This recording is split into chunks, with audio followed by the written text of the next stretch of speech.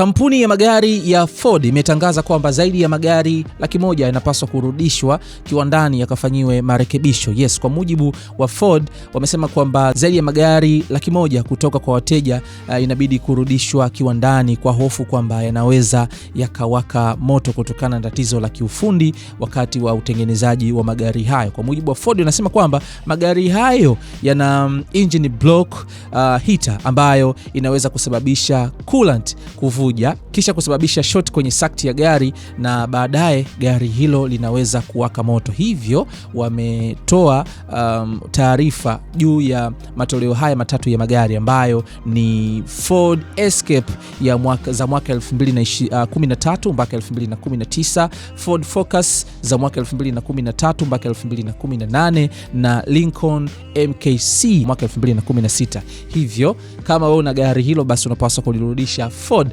wakalifanyia marekebisho, mwisho siku uweze kuendesha gari lako kwa usalama zaidi.